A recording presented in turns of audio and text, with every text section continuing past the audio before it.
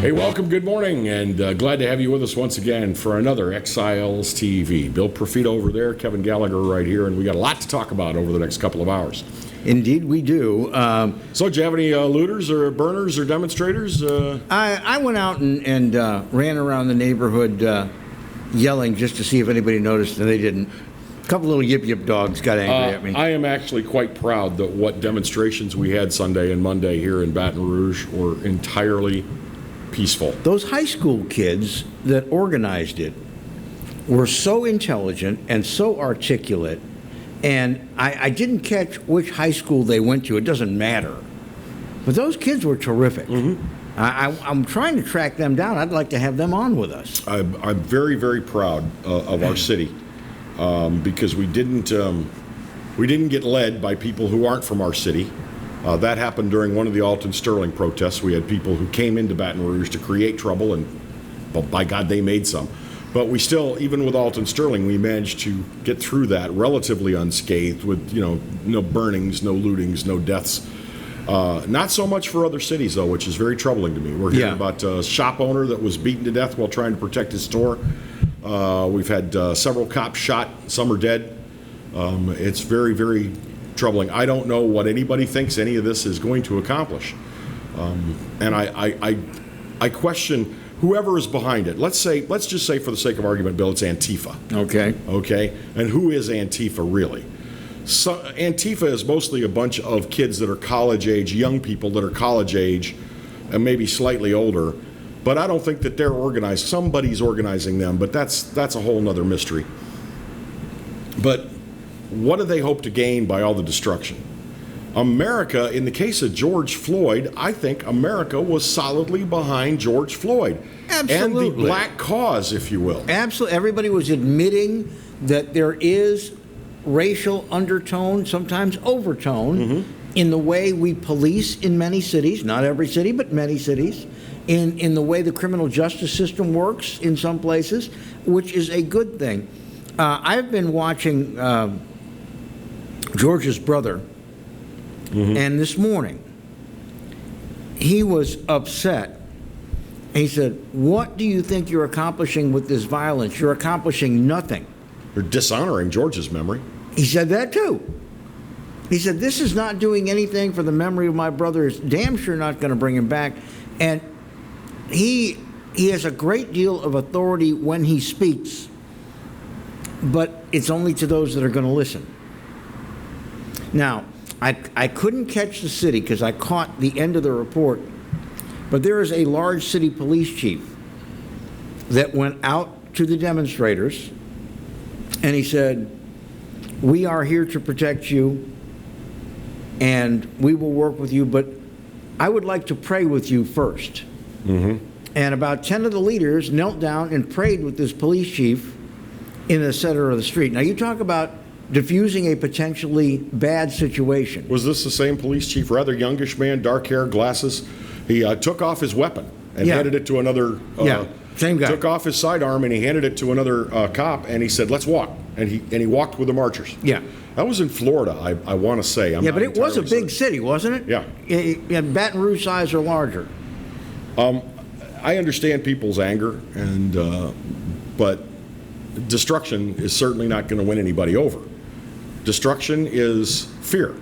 When you take to the streets, and by the way, I'm seeing so many bits of video evidence that are showing that instigators or people that are at least beginning the destruction are white people. And you see white people smashing windows, and then of course the black people, who a lot of them are probably poor or quite possibly poor, then they seize the opportunity to go in and get some stuff.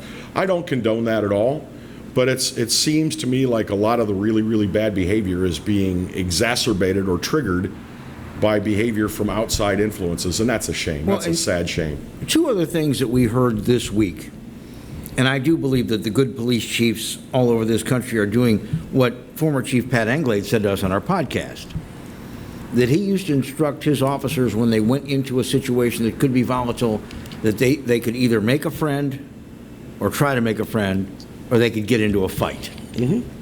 And I think that's great advice, and I think a lot of police chiefs and their men and women are doing that now. The second thing and this bothers me. I forget purposely the guy's name. You're going to have to help me. Oh, if I can. It's the attorney that runs to represent. Oh, Benjamin Crump. Yes. Benjamin Crump, his name was, he wanted to represent the Sterling family, or at least he did for a short while. Same thing with Michael Brown and Ferguson. He likes to get out in front of the cameras when these things happen. Well, I'm not questioning his motive. I'm just saying that's what he does. Well, I wonder where he graduated from law school, and I wonder where he took the bar, because he's sitting there Sunday morning on every one of the newscasts, every one of the news programs, and he's outraged, and he's damn near yelling that the charge ought to be first-degree murder. The charge ought to be first-degree murder. And the problem with that is, as an attorney, he knows that a first-degree murder charge is not supported. There was a murder that happened there, no doubt about it, to me, but it's not first degree. And the real danger is that there are people in a compromised community that think that this guy is trying to help them, and all he's doing is inflaming them, because when it comes to indictment time, there's not going to be a first-degree murder indictment, and these people who really don't know better, because this attorney is telling them this, they're going to be outraged all over again. I think it's irresponsible, and I think whatever state he holds a bar card in should tell him to knock it off. Go ahead and advocate for your clients. Go ahead and advocate for a cause, but don't deliberately on national television put forth inflammatory, incorrect information. I have checked this 8 different ways. There is no way a first-degree murder charge is supported in that case. And that's terribly irresponsible. Well, it may be, but there hasn't been enough due process to determine it. We do know these two men knew each other. We do. But we also know that 2 other officers took part. Now, if officer, it's not Chauvin, they pronounce it like Chauvin, don't they? Yeah, Chauvin. It's a Yankee pronunciation of Chauvin. But Officer Derek Chauvin and the victim knew each other.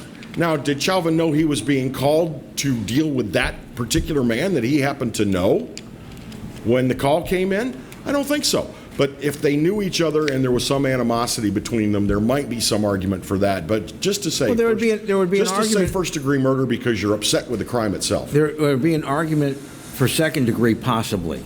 But the fact is, for first-degree murder, it has to be an intentional, planned act that you go and carry out. I'm thinking what the charge is actually going to be, and this is just based on our discussions with Franz Borchardt, our friend who is a criminal defense attorney. I think it's going to wind up being manslaughter, or maybe 2, but I'm thinking manslaughter. It's going to be a high manslaughter, the kind of manslaughter that carries 25 years to 30 years in prison. We need to take a quick commercial break. We've gone a little over the limit. We appreciate your indulgence. We'll be right back with more Exiles TV. Huh?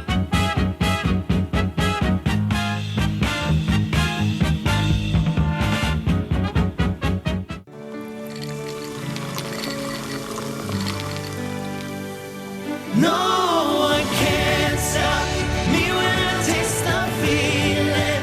Nothing could ever bring me down. Nothing could ever bring me down.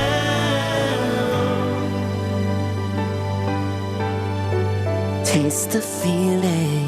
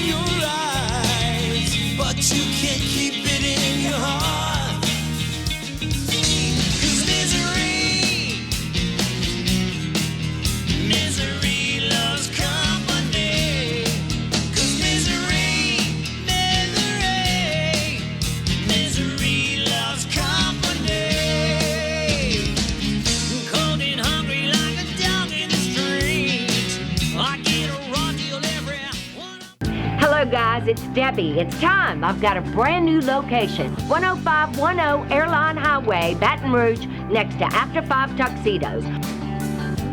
We have the perfect spot to get all your wedding and formal wear needs. Come see our one-of-a-kind name brand and get great prices. With 30 years experience, the best customer service anywhere. It's Debbie's Bridal, Airline Highway, Baton Rouge. See you soon.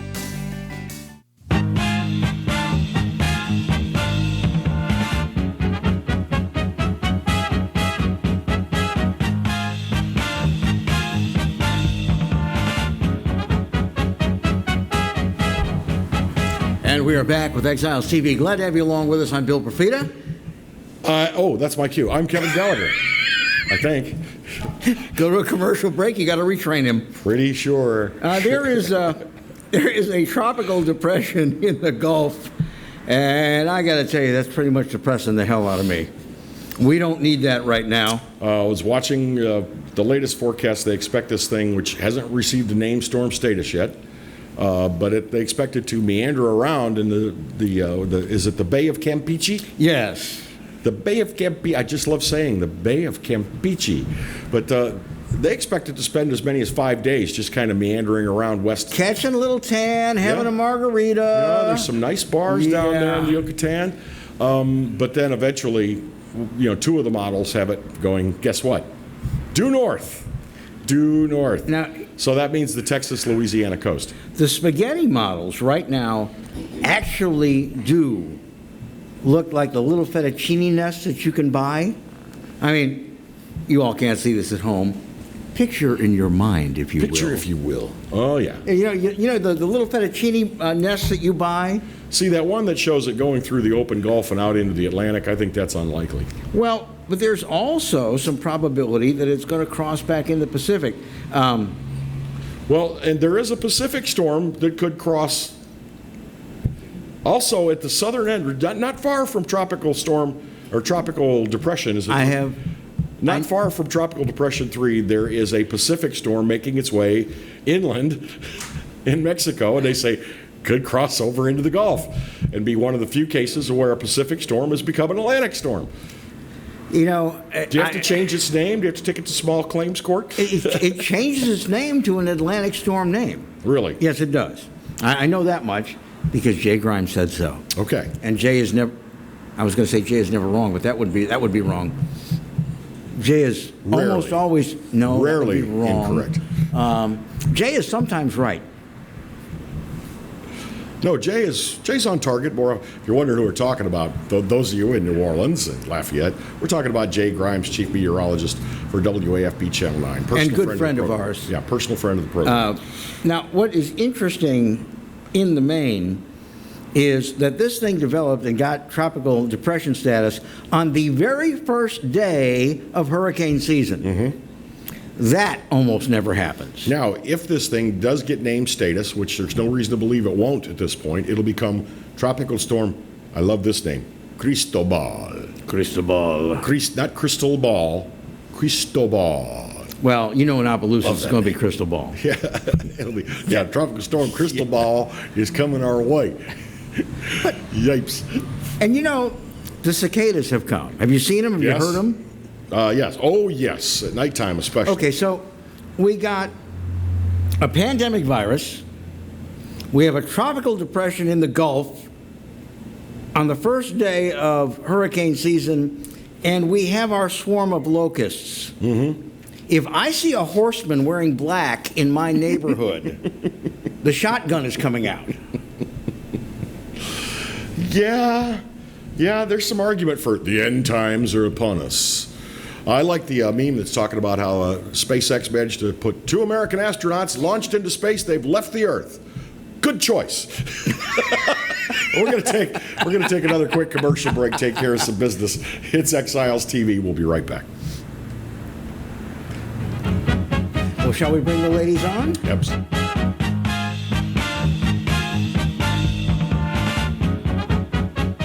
Hi, I'm Bobby Yarborough with Manda Fine Meats. Here at Manda, we know what the folks of South Louisiana love. They love great flavored smoked sausage, delicious deli meats, and specialty items like boudin and andouille sausage. Manda Fine Meats has been providing these products since 1947. We produce them right here in Baton Rouge, so you know you're always getting the freshest product at your local grocery store. Manda Fine Meats. Taste the fresh local flavor in everything we make. Make it Manda every time. Live and play on the fairway at Greystone Golf and Country Club, a serene, challenging golf destination located in Denham Springs. For tee times and membership opportunities, go to greystonecountryclub.com. Hello guys, it's Debbie. It's time. I've got a brand new location. 10510 Airline Highway, Baton Rouge, next to After 5 Tuxedos. We have the perfect spot to get all your wedding and formal wear needs. Come see our one-of-a-kind name brand and get great prices. With 30 years experience, the best customer service anywhere. It's Debbie's Bridal, Airline Highway, Baton Rouge. See you soon. Hi, I am Dr. Farrell Frugier Jr., and I am a general dentist at Frugier Family Dentistry. I was born and raised in Baton Rouge, Louisiana. I went to Catholic High School, LSU, and LSU School of Dentistry in New Orleans, where I received my DDS degree in 1986. I always have and will continue to be committed to continuing my education, to invest in technology which makes the diagnosis and delivery of dentistry more thorough, more comfortable, and more aesthetically pleasing. In our practice, we are here to serve the patients. We want to improve their quality of life and to develop relationships with our patients. In dentistry, we have a chance to impact lives on a daily basis, not just by doing dentistry, but by getting to know them and being a part of their life. We also believe in giving back to our community. So every year, we give back to the Greater Baton Rouge Food Bank, Toys for Tots, and Mary Bird Perkins Cancer Center. Please stop by and visit our office. We would love to take care of you and your family. For total home pest control, who are you going to call? Call the Bug Man, 923-BUGS. For total pest control for your home or business, call the original Salvat. Call the Bug Man today, 923-BUGS. State Treasurer John Schroeder, encouraging you to visit latreasury.com to search for your unclaimed property money. During this pandemic, we've returned money to businesses, local governments, and people across Louisiana. New Orleans Habitat for Humanity found unclaimed property with the Louisiana Treasury. Audubon Nature Institute has unclaimed property. I found unclaimed property with the Louisiana Department of Treasury. We still have over $800 million. This is your money. Claim it.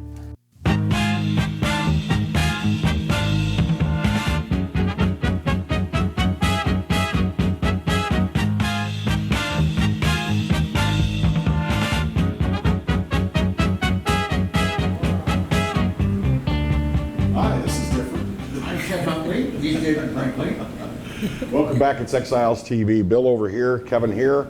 The reason we're sitting here is because we've got some guests on our main stage.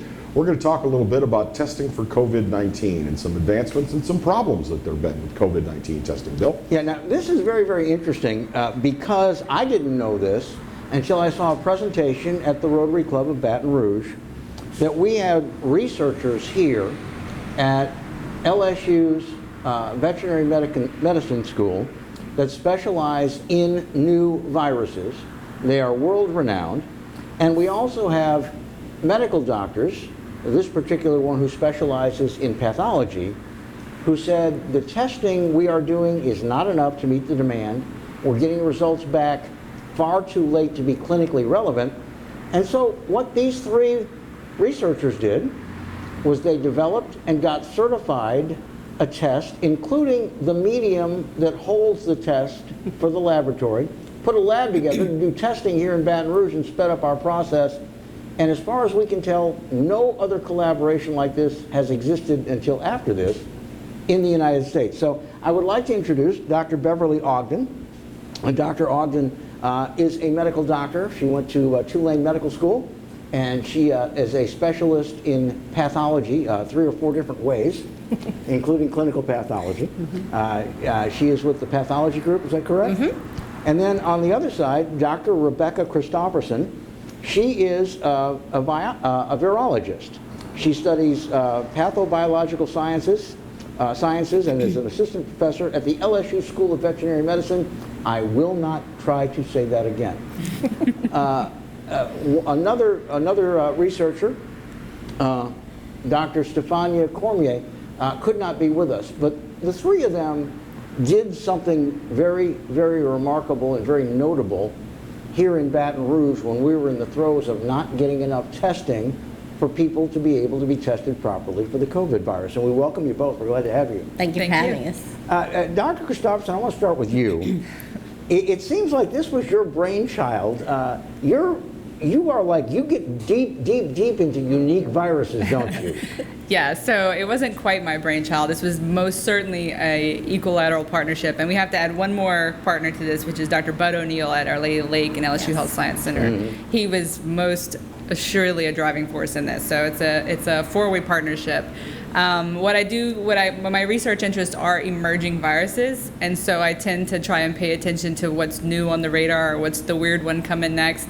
Oftentimes you'll get alerts. There are several ways that we get alerts through our network of science people, and they don't go anywhere. And this time it went somewhere. So yeah.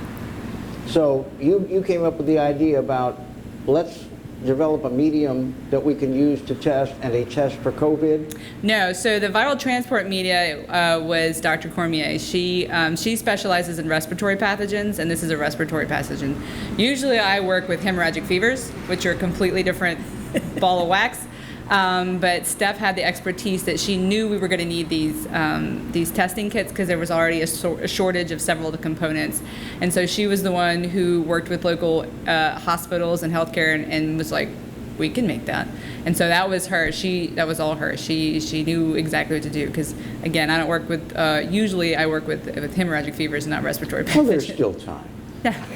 I worked with plenty of respiratory pathogen now. Yes. Ladies, if I may, the old phrase is if it ain't broke, don't fix it. Obviously, if you fixed it, it was broke. Could you enlighten us? What was the problem with the testing it was? I can answer that. I didn't know that they were doing all these wonderful plans at the vet school, but in the hospitals, we were struggling to find a way to get a test. The first case in Louisiana was March 9th, and we knew that it was going to come to our area, so we were struggling to see what kind of test there was. And in this day where there's no test, you have to say, well, what machines do we have that could potentially do a test that could do? We had 6 machines actually in our laboratory that could do the test. So we called the companies and say, what do you have on the market? When's the soonest we could get it? And the soonest they told us was May.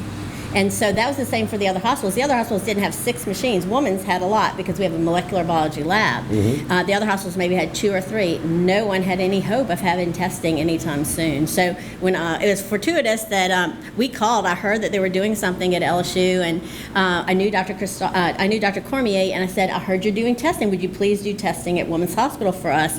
And they said, yes, we'd love to, but we don't have a medical director. So I said, well, that's something I can do. So that's where the collaboration on my part started.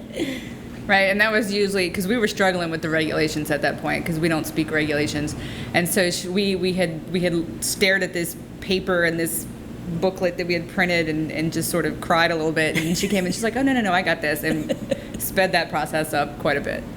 When you got this, it's not just snap your fingers. If I remember your previous presentation, you were like slashing through all kinds of red tape, but still doing this legally. Tell me about the process you had to go through, both for the medium and for the test. Well, for us, the first part, they could develop the test, so they put pieces and parts together. Usually a lab has a company that says, here's my pre-made kit. It's already FDA approved, and it's already something that you can start. And we said, fine, this was not it. So they had already put the pieces and parts together on the test. And the FDA, fortunately during this time, said, we've got to loosen these things up. It usually takes 2 years for a machine to come to approval by the FDA. They said, no, we're going to loosen this up. Please let us know what you're doing. We still want you to meet regulatory agents, but we're not going to make you go through these barriers. So FDA, we knew we had a chance to we said, we are getting this test approved by the FDA, not Merck, not some other company. It's LSU Vet School is getting this test approved by the FDA. And then also we have to do with, they could do the test, we had, can you do the test on humans? And there are all sorts of regulations for that. There's an association called CLIA, which is Clinical Laboratory Improvement Amendments, which is what allows you to do human testing. So they have a lot of regulations you have to do. Locally, we have a very good CLIA representative. Her name was Alexa Little. We called her right away. I showed up on a Saturday morning. Y'all had already done all the work. They knew how to do the test. I just had to get it into the regulation. So we called Alexa. CLIA also was in the process of helping people get through this test instead of taking 6 months. That would usually take 6 months. FDA is 2 years, CLIA is 6 months. So we had collaboration and help. So they helped walk us through. My company, we have a compliance officer that helps us get through regulations all the time. So we started on Saturday and we said, okay, we've got lots to do. And so we made them, we have to do 30 positive, 30 negative. We had to have, everybody who was going to do the test had to do so many positive negatives to prove that they could do it. We also had to prove that nothing interfered with it. So I had to go grab some samples from Women's Hospital that had other viruses in it. I had to say, you make sure you don't pick these up because you only want to pick up your virus. We had to approve and said we could do precision. So one person had to do the test 3 times, 2 days in a row. So all these little lists of things. So we started this on Saturday. They stayed up all night. List of things to do. By Monday at 5:30, we were testing. And, wow. And I don't want to put words in anybody's mouth, but you all ticked all the science boxes even though you were in a great big rush. Oh, absolutely. You had to. You had to do it. We also had another barrier that I mentioned at the Rotary was just because you can do the test, to do the test, the people who do the test have to be licensed in the state of Louisiana. And so that's another hurdle to growth because these are scientists, World Health Organization certified scientists, but not laboratory scientists that are certified in Louisiana. So we had to contact the Board of Medical Examiners. Now that was our one barrier. I hate to talk bad about them, but I actually was on the committee for licensure for the state, so I knew who to call. We weren't getting the answers we needed, so 5 o'clock we were panicking because we were ready to go. The hospitals wanted us to start testing. They were desperate. And so I called the governor, the state senators, everybody, worldwide thing, and finally the medical director of the Louisiana State Board of Medical, I know him, he goes, Beverly, here's my cell phone number, here's my home number, here's my work. You don't have to tell the world that you need something. So it happened within, and he said that the governor had actually released the licensure rule on Saturday, the day we did, which we didn't know. So we didn't have to go through that. So that was lucky. Everybody cooperated to help us get through what we needed to get through. I have a question, and it's born out of ignorance of what you all do. If there were people working with COVID-19 and researching COVID-19, why would they not have developed some kind of an effective test for COVID-19? Why did it become incumbent on you all? So it wasn't necessarily that people don't have tests. There were plenty of tests worldwide. China had a test, Germany had a test, Japan had a test, the WHO had a test that they were touting. It was what was approved by the FDA at that time. And it was, I think at that time, they were just about to put out that what they call the EUA, which is Emergency Use Authorization. And those tests have to go, so people have assays that we call them that can pick up COVID in a research, but those are for research use only. You can't use those in a medically actionable way. So you can't give it to a doctor and say, this is a test that you can then provide medical advice on. So in order for us to get these medically actionable tests, we had to go through the FDA. And we actually ended up using, the part of the test was from a CDC assay that they had already developed. And so when we talk about the test, it's not just that little part. It's from the time we get the samples all the way through the data. And there's an extraction part, which is where you take the sample and you isolate the bits of the virus that you're going to pick up if it's there. And then you have the PCR part, which is the part which PCR is the polymerase chain reaction. It's the chemical process by which we determine is there bits of virus in that sample or not. And so the whole process, and there's lots of little steps in between, but that whole process is the test. So the other part was supply chain. At that point, there wasn't a lot of it because it wasn't huge in the U.S. Louisiana at one point was one of 3 or 4 hotspots in the United States, and so we were kind of ahead of the curve a little bit there.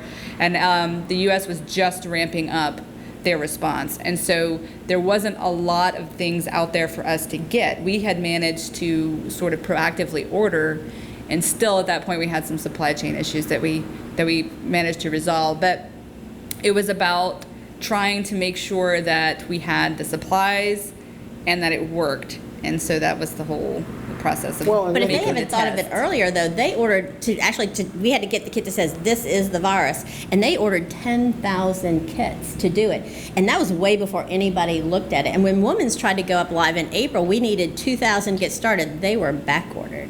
So, and they have to make that. And the first batch they made for us said, oh, it didn't work. So because they thought of it ahead of time, they had stuff that no one else could get. Well, this is a unique story of science and necessity. And we're going to continue talking with our two guests this morning, Dr. Beverly Ogden and Dr. Rebecca Christofferson, but we have to pay the bills. A brief break, and then we're back on Exiles TV.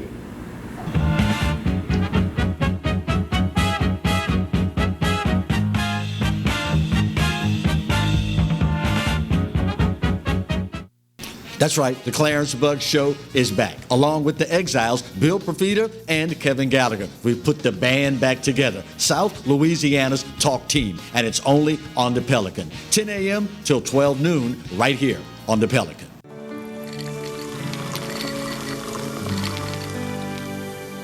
No one can stop me when I taste the feeling. Nothing could ever bring me down. Nothing could ever bring me down.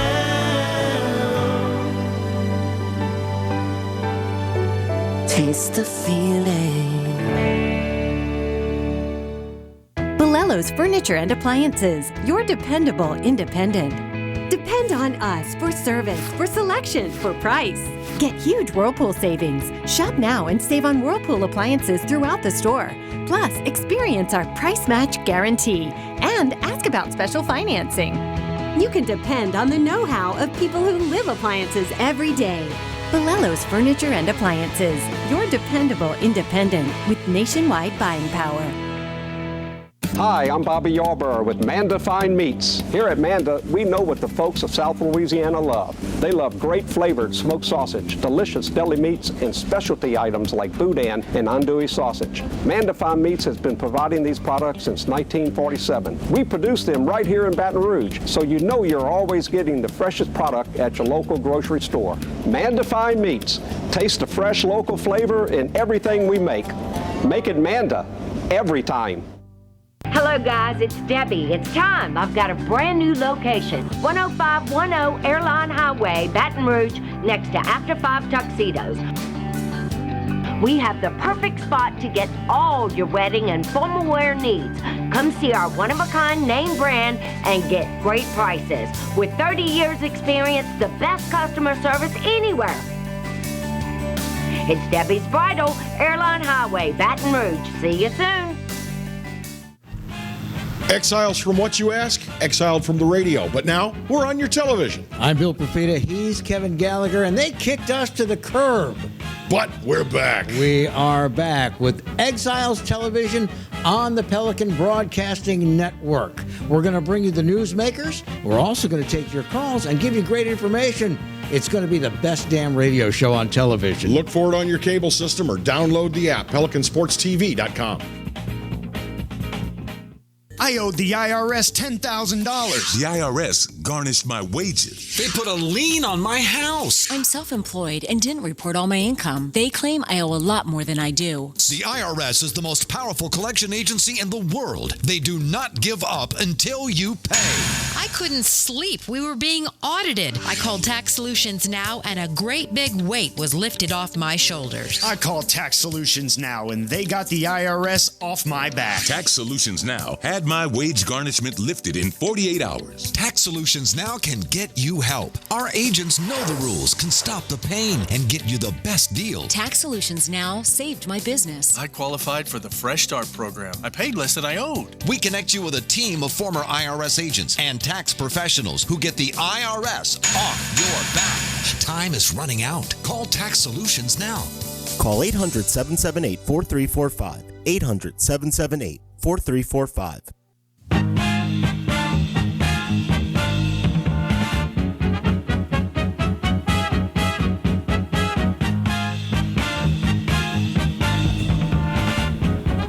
Hey, welcome back. It's Exiles TV. I'm Kevin. He's Bill. And we're talking about testing for COVID-19. Advancements made by scientists and doctors right here in Louisiana. Yeah, our guests are Dr. Rebecca Christofferson. She is a virologist at the LSU School of Veterinary Medicine, and Dr. Beverly Ogden, who is a medical doctor and a clinical pathologist, amongst other things, at Women's Hospital. They and a couple of other professionals developed testing here in Baton Rouge for COVID, which allowed the Baton Rouge hospitals to make up a backlog because tests were not available. Is this a matter of necessity? Was a mother of invention, or would this have happened anyway? It wouldn't have happened because actually we got our test up running April 19th. I think we were able to get ours up. And the Baton Rouge Journal and the Lake were behind that. When Women's Hospital went live testing, we actually did testing for the Baton Rouge Journal because they weren't live yet either. So still, today, people are now just getting their foot on the ground. But as Rebecca said, the supply is still a problem. Like, our companies cannot guarantee we'll continue to get the tests that we need.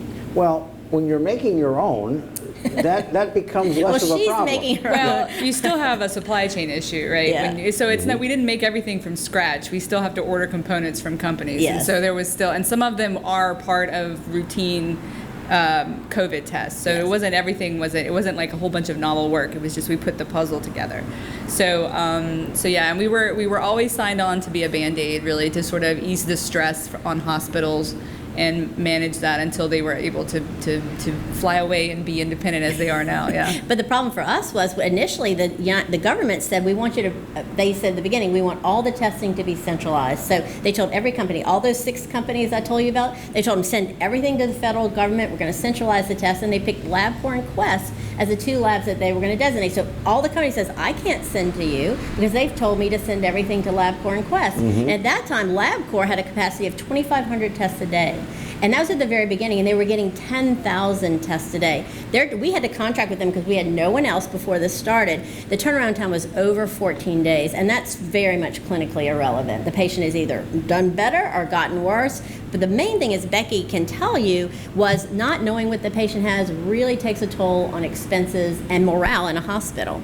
Right. So what we did was we decreased the turnaround time of results. So if you go to a hospital and you're admitted for testing, then you're kind of sent to this, sort of purgatory where you're in waiting. You're presumed to have it just in case. Right. And that at that point you're consuming personal protective equipment like masks and goggles and gloves. And so to get those patients that were negative out faster saved not only personnel resources but the PPE, which was at that point, especially masks, was in demand. Right. So we estimate that we saved, just by doing that, a difference of maybe 10,000 sets of PPE in about a month, and that's pretty significant. And we called them. I'll tell you this: when we called them, the bigger part for me was the morale, because they weren't getting test results. And I said this in our Rotary discussion: people who have chronic obstructive pulmonary disease usually have a little fever and shortness of breath. They meet the criteria for COVID testing. The hospital can't treat them like they don't have it, so they would isolate them. But those people needed steroids to get better. You can't give steroids to people with COVID. And also they needed respiratory breathing treatments. You can't give breathing treatments to COVID patients. So people who they knew probably didn't have it and needed that kind of treatment could not get it. So the first day I got to call, Dr. O'Neill called the first results to the Lake, and he's like, you want everybody, the morale changed just as soon as they got an answer. And I called the next day, I go, you are so right. That was the biggest thing, just so they knew what they were dealing with and could take care of the patients appropriately. And as much as the money, I think the whole morale of the city changed when that happened. I have to ask about accuracy, both with the tests as they started out and then the improvements made. How is it with accuracy, false negatives, false positives? Talk to me. So we use the CDC assay, which has changed a little bit. Now they're doing a multiplex, but you can still, which means they're looking for. So for every patient, you couldn't just test that patient for one thing. You had to test them for 3 things: 2 viral genes and a human gene. And the human gene was there to make sure that it was a good swab or that the sample was still viable. So if you didn't have a human gene in it, then it was an invalid test. You had to go re-swab. If you had the human gene and there wasn't anything in there, then it was not detected. And then, following a physician's observation and guidance, they could leave the COVID unit. And then, of course, if they were positive, then they were positive for COVID. So what is the percentage margin of error? Just so we can boil this down. Is there a margin? Yeah, She has the great best error. test. She has the most sensitive Right. test. So there the is, CDC test is pretty well. No, the Cephia is a little more sensitive now. But at the time, the CDC test was the sensitivity is something like, oh god, it's not going to mean much to people, but it's like 2 genome copies per microliter. So and very so if you little. think 2 about little viruses That sounds very small. it's very It small. is. It's pretty Pick sensitive. that up. Yeah. So it's pretty sensitive. It's no test is perfect. No diagnostic test, no matter what it's for, is ever going to be 100% accurate. And this disease is a little weird because you could swab somebody one day. If there's some waxing and waning of the availability of the virus for testing, and so sometimes they'd be positive, the next day they're negative, the next day they're positive again. So we still don't know a lot about this disease, but we did see people that we thought were sort of indeterminate, and then the next day turned positive. So we said we feel like the virus was emerging at that point. Well, and I understand Kevin's question because very early into this, while you all were doing your work, somebody, I think it was in New Orleans, sent out these tests that were a quick result test. I can talk to that. And it turns out that their results were crap. They are, and finally the FDA, I hate to say a bad name, but it was called the Abbott ID Now, and it was a 15-minute test. And just like Becky said, if you have a small amount of virus, to be able to detect it, you have to copy it a lot of times. And for our test, you have to copy it 40 times. And if 40 times it's negative, then you're negative. But you have to copy it to say, it could have been this little, copy. So that takes about 2 hours to do that copy process. That test was ready in 15 minutes. So how much copying, and we all were skeptical in the medical field, but they got on the news and they got everybody done. And so now it came out last couple of 2 weeks, the FDA finally said, no, you cannot release a negative test. You have to say presumptive, and another more sensitive test has to be done. So they've kind of shut that down, but a lot of people got tested by that, even the president. And so when someone in the White House became positive on that test, that must have been a very positive person. And then they said the president was negative. I said, I bet it's a false negative because it doesn't pick up negatives. But yeah, I mean, Wow. Now, you all aren't, the hospitals you're all working with aren't using that test anymore, are they? Well, So they there were are initially in some the people who ERs. are, and I think they've tweaked how it's done. So some of the false negatives were attributed, and correct me if I'm wrong, but some of the false negatives were attributed to using a sample incorrectly in viral transport media, which reduced the sensitivity by something crazy like 15%. So there are hospitals using it, and there are outpatient clinics using it, and I think in that context, it's actually, I think they a little better, but we fixed it. tried it. We tried it with the right way, and we were trying to say, because we wanted a quick test too, right? So we said, we collected people twice. We said, okay, we're going to do our real test, and now we're going to do this test. And 5 people positive on our test, negative on that one. So we sent the kit back. A lot of people are sending it back. I have no experience with the Abbott. So Well, we just go to get the from copy in. we go from 14 days, which just seems Ridiculous. uselessly too long. And it wasn't their fault. They couldn't handle the capacity. Was that the problem? It wasn't the test Well, itself. the it was government said send every test to this place. They had one lab that could do the test. So they're just slammed. Well, the they should have U.S. said- in general was not prepared for a pandemic like this. But they should have gone locally, because we had 6 machines that can do it. Get it to the people who can do it. We have people, we have the machines. Every hospital had machines. Get it to us. Don't hold it back. Well, that seems sensible. No, but it's still not doing it. So we went from 14 days to an average of 1.6 days, I think is our median turnaround time from time of collection. From the time we got the sample in the morning, it was usually about 12 hours until we were able to report results. And again, 12 hours is not much. Well, the test takes 6 hours, so. So well, there's a lot of work that goes into receiving the samples. You have all like that. chain of custody things, and then the accessioning, which we had 3 MDs at one point rotating in and out to get the accessioning, which is you have to make sure the names match, make sure the medical records match, make sure you know whose sample is which. So you don't want to mix them up. That would be bad, right? So that took a long time, and then on the back end, reading the output from the machines, interpreting the output from the machines, and again doing that sort of cross-check to make sure you are exactly sure that the result you call out goes to that person. You guys are superstars in this. Why aren't you on?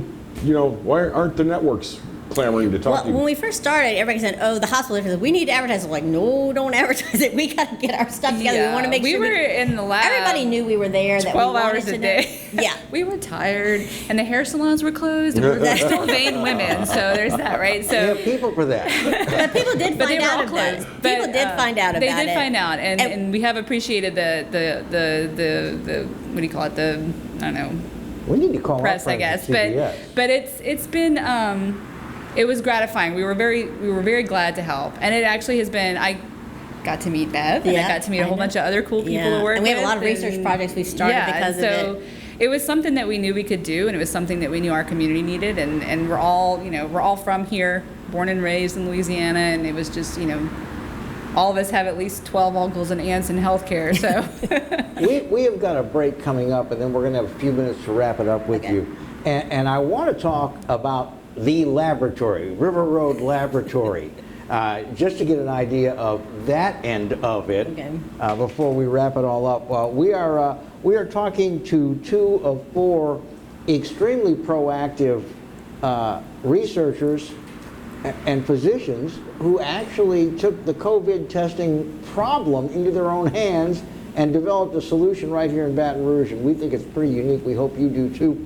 On set with us, Dr. Rebecca Christofferson, who is a professor of pathobiological services at the LSU School of Veterinary Medicine, and she is a virologist, and Dr. Beverly Ogden, who is a medical doctor and who is a clinical pathologist.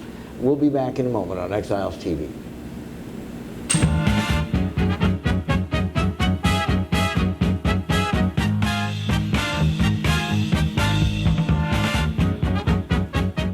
For Total Home Pest Control, who are you going to call?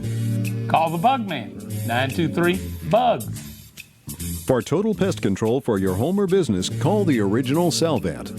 Call the Bug Man today, 923-BUGS.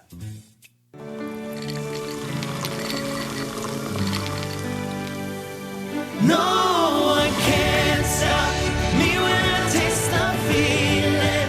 Nothing could ever bring me down.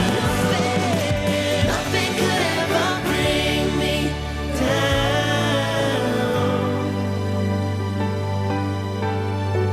Taste the feeling. Hi, I am Dr. Farrell Frugier Jr., and I am a general dentist at Frugier Family Dentistry. I was born and raised in Baton Rouge, Louisiana. I went to Catholic High School, LSU, and LSU School of Dentistry in New Orleans, where I received my DDS degree in 1986. I always have and will continue to be committed to continuing my education, to invest in technology which makes the diagnosis and delivery of dentistry more thorough, more comfortable, and more aesthetically pleasing. In our practice, we are here to serve the patients. We want to improve their quality of life and to develop relationships with our patients. In dentistry, we have a chance to impact lives on a daily basis, not just by doing dentistry, but by getting to know them and being a part of their life. We also believe in giving back to our community. So every year, we give back to the Greater Baton Rouge Food Bank, Toys for Tots, and Mary Bird Perkins Cancer Center. Please stop by and visit our office. We would love to take care of you and your family.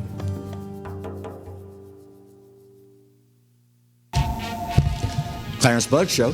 Yeah, I'm back on the air. That's right, 10 a.m. until 12 noon, Monday and Wednesday, and we replay it Monday and Wednesday nights, 10 p.m. to midnight.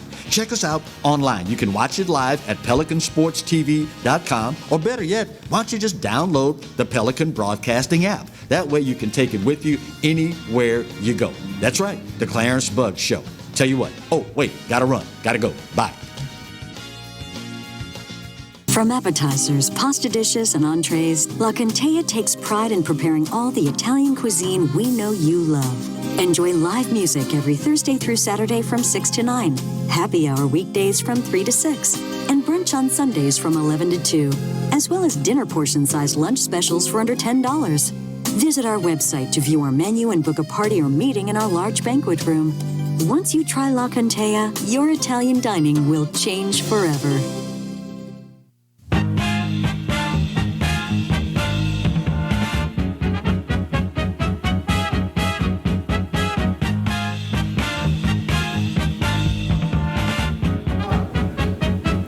We are back at his Exiles TV. I'm Kevin, he's Bill, and we're talking about coronavirus. We're talking about improvements made in testing. There were some problems with testing just taking too long, and too many tests coming in at one time. The labs were overwhelmed.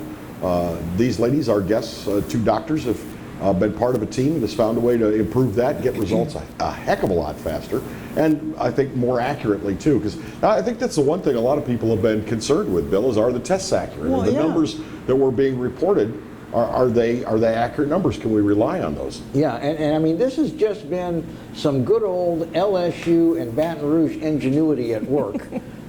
With us here, Dr. Rebecca Christofferson. She is a virologist, and I understand that she's quite famous in new and emerging viruses all around the world. She is on the faculty of the LSU School of Veterinary Medicine, and with her is Dr. Beverly Ogden, who is a physician and who is a clinical pathologist.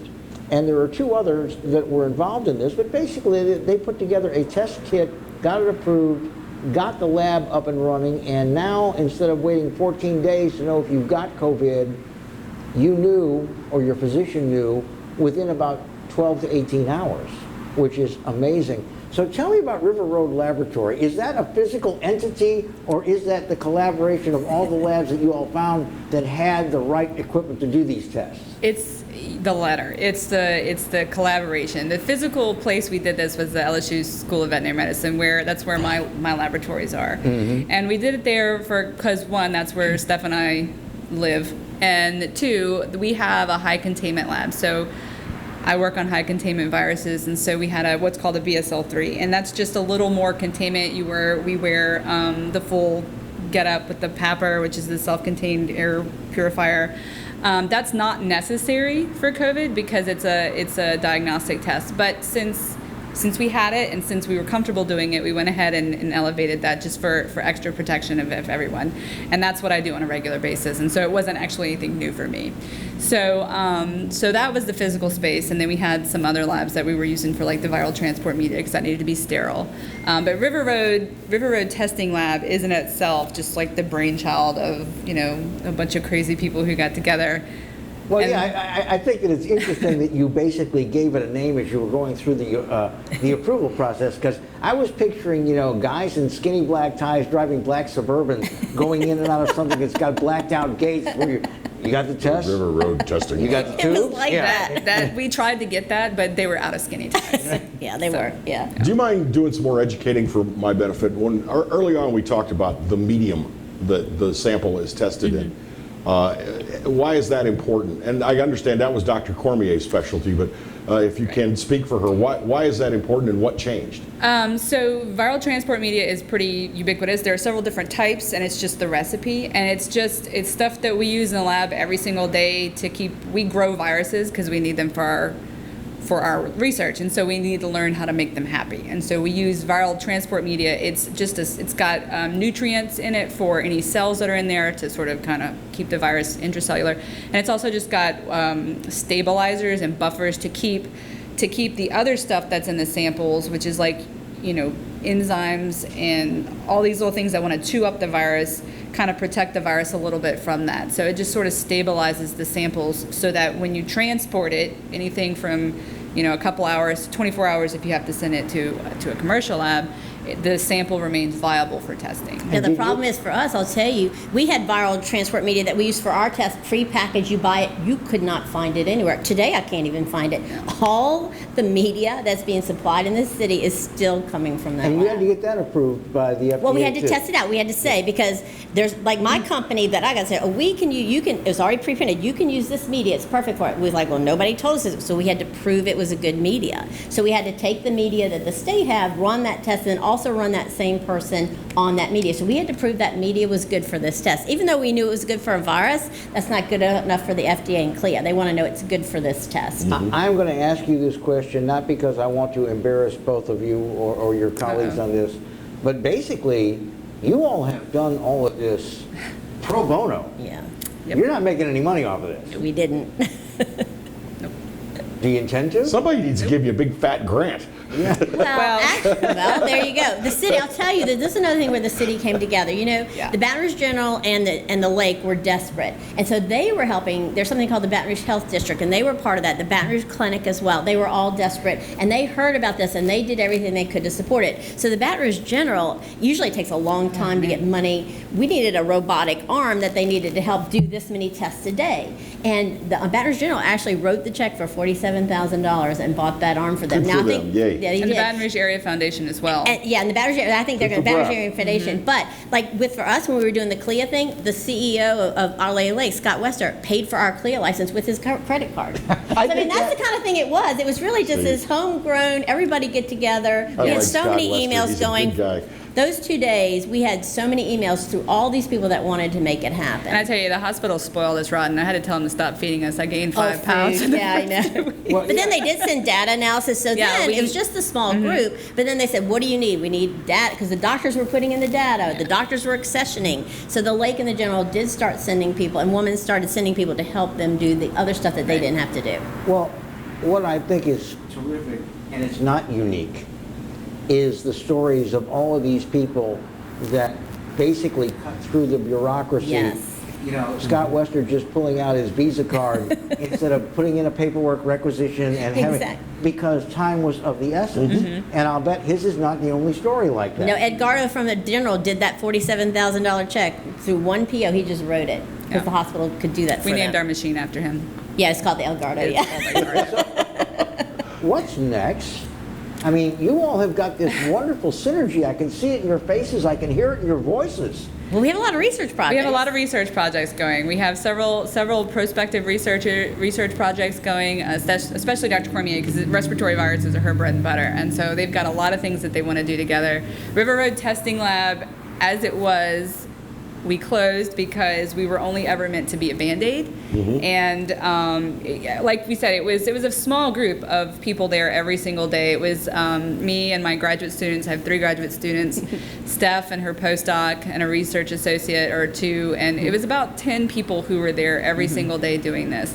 And so we barely got through the 2 months that we did. And they have to get back to their normal job. Yeah. They have research. Also, I think I still have 2 children. You do? I'm not entirely sure. I'll let you know. But one thing we are going to do, I think before River Road Testing Lab actually closes, LSU has asked us to provide testing to the faculty and students before they come back on campus. That is an evolving process. Yes. That is. Now, I understand, That's a huge job. Christofferson, in your biography, in your vitae, the only thing I found that is somewhat questionable is that there's a reason. Go-go dancer. What? No, that's kidding. in Louisiana, that's okay. Kidding. But it Had to says pay for here college that you are married to a man from Syracuse, New York. Please tell me he does something valuable.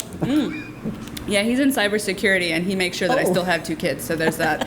But the reason I married a man from Syracuse is, 1, he's wonderful. But 2, you know how Louisiana is? I'm related to the whole state, like literally the entire state. You had to leave the state. I wanted to make sure there was like an influx of G's, right? Well, you all are just a great example of human ingenuity and great science and actually doing something constructive in the heat of battle. And I've looked. I haven't heard any other School of Veterinary Medicine getting together with medical facilities and doing something like this during this entire process. So I think you all need to be proud for finding each other and making it work. We definitely are, and we really were just glad. And I gotta say, the team, you know, the graduate students and the postdocs and the research associates, they all volunteered. We didn't force them to do anything, and they were all in like, let's go with the crazy. And they were all there every day, all day. Yeah, and it was amazing. different because, like, for us, I told everybody, it's like World War II. You have to give up your pantyhose and sugar. You've got to do everything you can do. You ran into people that's like, okay, I'm in. Then you ran into other people that go, I can't do that because that's not how we usually do it. So you really like, oh my gosh, that showed me how much we weren't like that. That's not when I the way ran we into did it that. in the past. We've only got a Right. minute left, but I'm curious: are other states, other regions, are they seeking your data? Do they want you to share your data with So them? there are other collaborations with universities popping up because they're needed, quite honestly, because their testing is just not at capacity. And we have had some people reach out to us. We've had a couple universities reach out to us for different kinds of questions. But how do you set up the lab? Because an academic lab and a clinical lab are two different things. And so how do you sort of make that transition? What are the things that we haven't thought about? What are some of the issues that you had? And so there has been some interest in sharing those experiences. And one of these days when our brains come back online, we'll be better at doing that. Well, we have certainly enjoyed having you, and if you all stumble across something for the next emergency or prior to the next emergency that you think is valuable, you have an open invitation. We would love to have you back on with us at any time. Our guests this morning, Dr. Rebecca Christofferson, a virologist, and Dr. Beverly Ogden, who is a medical doctor and a clinical pathologist, and they and two others developed a better, faster test for the Baton Rouge and surrounding areas for COVID-19, and it's very unique in the way they did it, and we sure appreciate your being with us. Well, thank you for having us. Yeah. Coming up in our next hour, we're going to talk about the legislature and business. Stephen Wagaspack with LABI will be our guest when Exiles TV comes back. Well, that was...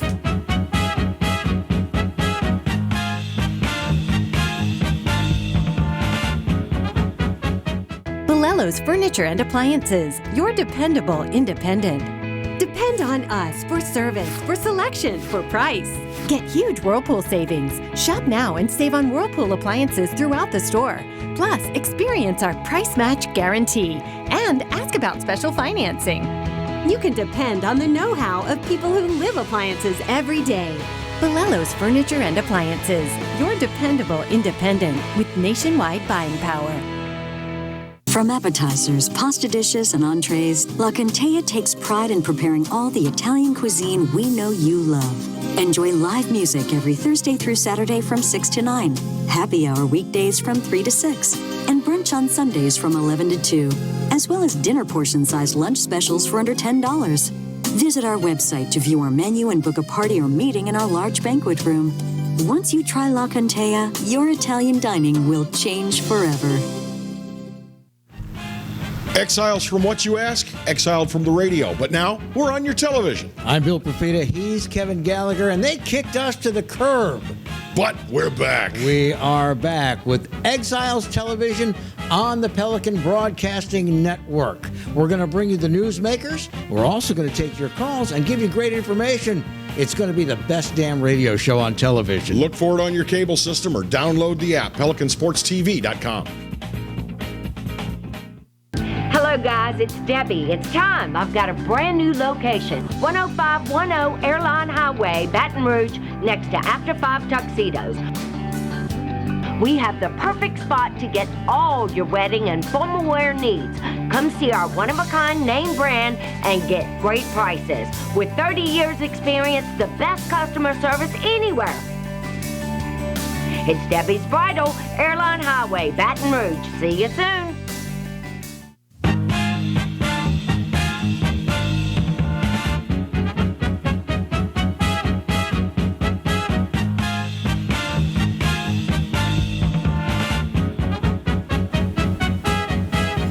We're back with Exiles TV, Hour 2. Bill Profita over here, and I'm Kevin Gallagher, and those were two delightful doctors. Yeah. I really enjoyed that. Well, and Bud O'Neill, whom they spoke about, I didn't realize that he's the husband of Dr. Catherine O'Neill, who's one of our favorite guests. Is it okay to call her Kitty? Well, she prefers that. Her friends call her Kitty. I guess we can. Dr. Catherine O'Neill was a frequent guest on our radio program, and we look forward to getting her on, because I think it's high time we got her on to talk about this virus. Maybe she's a little less busy these days now that we seem to have flattened the curve. She was tremendously busy because she is an infectious disease specialist. Mm-hmm. And the head of infection control at Our Lady of the Lake Medical Center and for LSU. So she was a little busy. But, to me, what we just talked about, though, was history making. Mm-hmm. We had a problem with testing that nobody was talking about. Nobody was talking. Did you see it on the news anywhere? No. No, see, it was the insiders. It was the scientists who understood that there was a problem. And so the scientists took it upon themselves to solve the problem. Well, and all too often in South Louisiana, we say, well, we're waiting for somebody else to do it. We're waiting. We just got to wait. They actually took the bull by the horns and did something. Mm-hmm. And they kind of Coach O'd this. But I think that we should be proud that we have facilities like Women's Hospital and like LSU. And people don't understand the amount of research that's done at the vet school I know it's a vet school, but the amount of research that's done at the vet school that affects you and I on a daily basis. It's fascinating. And you and I have talked about this when the cameras weren't on. But so much medical research, particularly like in viruses and cancer, is actually done by schools of veterinary medicine. Mm-hmm. And a number of years ago, when Karen was still with Children's Miracle Network, I got to sit with a doctor who happened to be a DVM, and he's part of what they call COG, the Children's Oncology Group. And these are physicians and PhD MDs and PhD DVMs that do cancer research for children. And I mean, these are the ones from St. Jude and from Children's Hospital Philadelphia and MD Anderson and Mayo, the big dogs. The big dogs. And he said, you know what, we as veterinary specialists look at things from a different way, and sometimes we come up with things that work very well in humans. And of course, then you say, well, why is all this time being spent on children's cancer research? And he said, because that's where you find the adult cures. Plus, is there anything worse than a kid stricken with a life-threatening illness? My clock is off. I'm all about that. Let's find those cures and let's treat those kids. That's one of the, I'm a big supporter and a big fan of St. Jude for the work that they do, and Our Lady of the Lake and their children's hospital, because there's nothing to me sadder than a kid with a life-threatening illness. Yeah, and again, when we get past COVID and we get past hurricane season, we're going to hear about tales from children's hospitals again with kids that have life-threatening diseases and they had COVID on top of it, and you're going to hear about all the work they've done. I mean, there's a lot of credit to go around in this, but these four are phenomenal. The two we had here, and their two colleagues that couldn't come on because they were busy actually working today. It's pretty phenomenal to me. So just to sum up, if you missed most of that or part of it, we had testing and it wasn't because the tests themselves were slow, it was because the labs were absolutely slammed. But it would help to get the labs to be able to clear the tests faster if the results could be determined a little bit quicker. So now we have a test where you might have, if you were in one of the early waves of testing, it might have been 14 days before you got your test result back. And by that time, the virus might have, as they said, gone dormant or moved on or whatever. Now you can know as little as 18 hours. Well, and again, maybe even 12. Again, the point that Dr. Ogden made about the patients that have COPD, chronic obstructive pulmonary disease. That puts them in a prime comorbidity group. Yeah, but you also want to find out if they actually have COVID quickly or if they don't, because the treatment for COPD would be very bad if they had COVID, and the COVID treatment would be very bad if they had COPD She only. said you can't give steroids. You can give steroids to a COPD patient, but not a COVID patient. Yeah. So, so now they're clearing up bed space, hospital space, and getting these people the proper treatment within a day and a half as opposed to 14 days. They blinded me with science, Bill. Isn't that amazing? I just think it's great that we have such scientific rock stars right here under our nose at LSU and in Baton Rouge at Women's Hospital and other great medical facilities. Well, we really do have a medical community that we can be proud of here in Baton Rouge. It is a great safety net. Sure is. It really is. And with the new health district, it's growing. They also, by the way, we don't want to leave them out. Pennington Biomedical Research also played a part in this. As they always do. Yeah, I mean, that is one gigantic laboratory. We're going to take a break and look at Phase 2 when we come back, and then we'll be joined a little later on by Stephen Wagaspack. Stick around.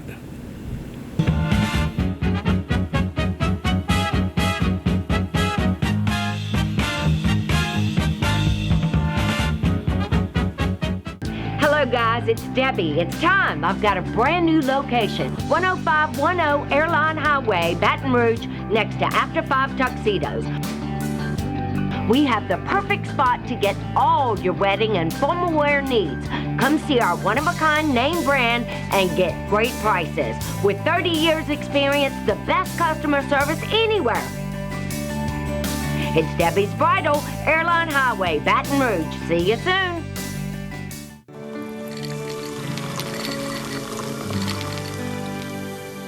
No one can stop me when I taste the feeling.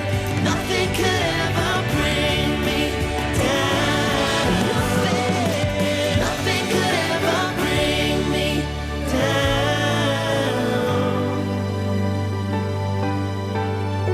down. Taste the feeling.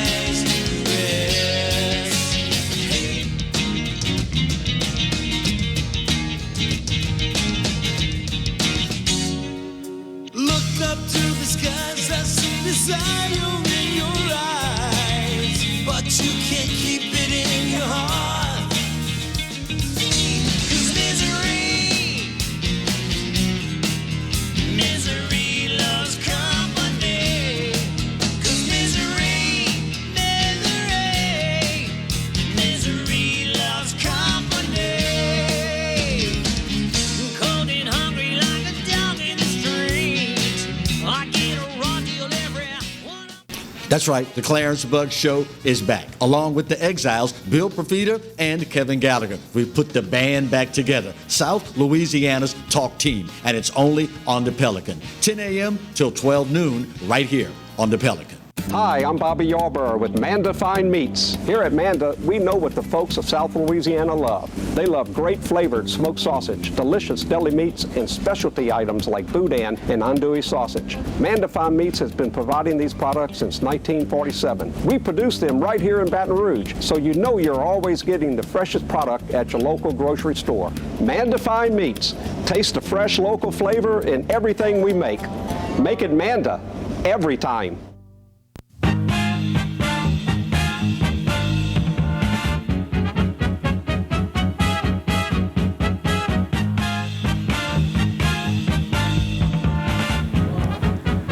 Welcome back to Exiles TV. Here we are in the first quarter of round two. Glad to have you with us this morning. Kevin Gallagher over there, Bill Profita. Hi. Hey! Hi. Phase 2 starts Friday. Yeah, what exactly is Phase 2? Well, you can get a tattoo. Wow, I've been wanting to get that tat. And I know that you've been wanting to go bowling desperately. Actually, I do enjoy bowling. You've actually rolled a 300 game. Well, yeah, but dude, I was 17 when I rolled a 300. They don't take it away from you as you age. I know. You still rolled a 300 game. Once. So here's the deal, boys and girls, moms and dads, kids of all ages. What's new for Phase 2? Spas, massage establishments. Well, wink, wink, nudge, nudge.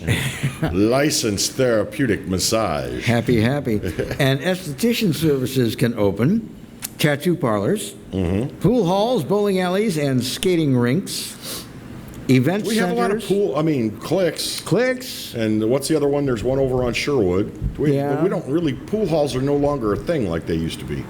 Well, not here, but I think other cities have a lot of pool halls. Mm-hmm. I think Lafayette's a hotbed of pool halls. Okay. That just sounded funny to me for some reason. It was meant to. Event centers and wedding venues, outdoor playgrounds and play centers. Okay. Bars without LDH food permits at 25% capacity. Okay, now I'm going to jump back on one of those things you just said. Playgrounds. I know a lot of people got kids. They've been, walking the neighborhood with the kids and trying, but we have, like, Breck has done a wonderful job of putting playgrounds nearby in a lot of areas of our city. Mm-hmm. And what I've been hearing from parents is, what good is because the playground was open, But all the stuff for the kids to play on was taped off. Yeah, it's crime scene, do not it's enter. like so you could go to the playground, but it's like look but don't touch. And I guess they didn't want little snotty-nosed kids to touch the swing set, and then the kid behind him gets the COVID. And you know what? I agree with that on a certain level. But kids are germ farms. They really are. I know, but kids are kids, and God bless them. And I think that's great that now that especially in my neighborhood, we got a Breck Park right over there at the corner of Shenandoah. It's not a far walk from anywhere in the neighborhood. You go and take the kids and give them something to do. Let them burn off some of that sugar. Please take the kids elsewhere. Phase 2 now continues. Now you can go to 50% capacity at retail centers and stores and malls. Restaurants, houses of worship, gyms and fitness centers, hair and nail salons, casinos and video poker, theaters, skating rinks, and bowling alleys, museums, zoos, and aquariums, solo and non-contact sports for all you 14-year-old boys that go to your room by yourself and your mother wonders what you're doing in there. Video games. No, solo and non-contact sports. Draw your own conclusions. Wow, you went there. Had to, man. I gotta be me. And there's moms there going, yeah. To me, that phase 2 is good news because a lot of small businesses, you give them 50% and they're operating as normal. Yeah. I mean, the only problem is that the governor still wants us to maintain social distancing, which means even though the restaurant can operate at 50%, you've still got to have 6 feet distance between you and the next table. Yeah. Bars and breweries with LDH food permits can now move to 50%. Summer camps have additional guidance coming to them, the ones that were allowed to open in phase 1. Sleepaway camps are not allowed in phase 2. This is for all you college students. Phase 2 will last at least 21 days, according to the governor. The executive order allowing us to enter phase 2 will strongly encourage individuals to wear masks when in public. And the state strongly recommends that businesses consider offering temperature checks before a person can enter and posting the symptoms with a request that people who have symptoms not enter. Bill, I have one question I have to ask. What's that? Now, even though at the beginning of this show I voiced that I was indeed very, very proud of the capital area residents for staging non-violent protests Sunday night and Monday night, and thank you for keeping it non-violent.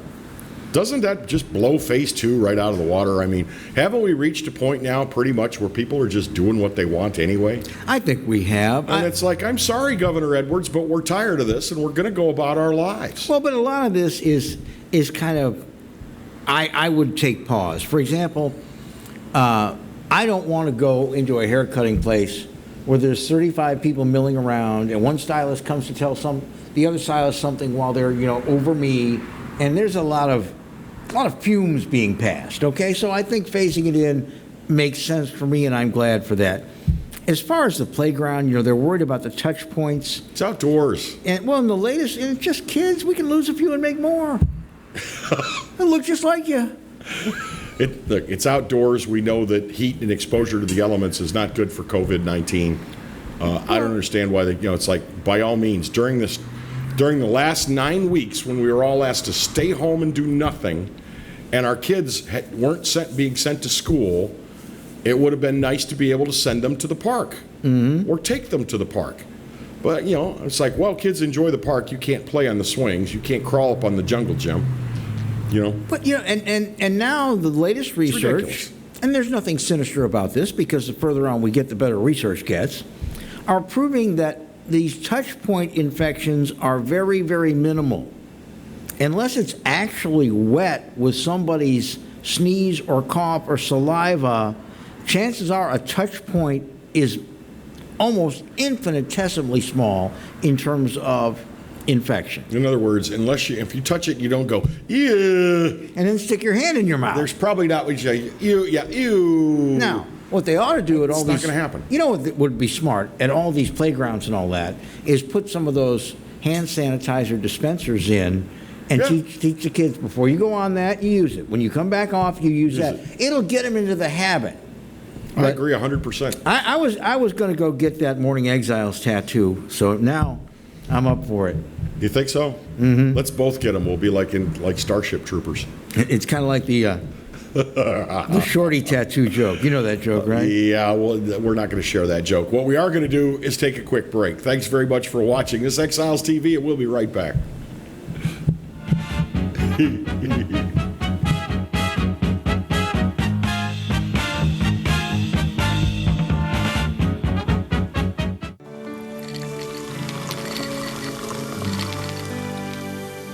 No one can stop me when I taste the feeling. Nothing could ever bring me down.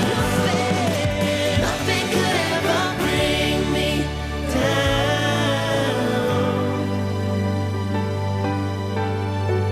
Taste the feeling. Hi, I am Dr. Farrell Fruget Jr., and I am a general dentist at Fruget Family Dentistry. I was born and raised in Baton Rouge, Louisiana. I went to Catholic High School, LSU, and LSU School of Dentistry in New Orleans, where I received my DDS degree in 1986. I always have and will continue to be committed to continuing my education, to invest in technology which makes the diagnosis and delivery of dentistry more thorough, more comfortable, and more aesthetically pleasing. In our practice, we are here to serve the patients. We want to improve their quality of life and to develop relationships with our patients. In dentistry, we have a chance to impact lives on a daily basis, not just by doing dentistry, but by getting to know them and being a part of their life. We also believe in giving back to our community.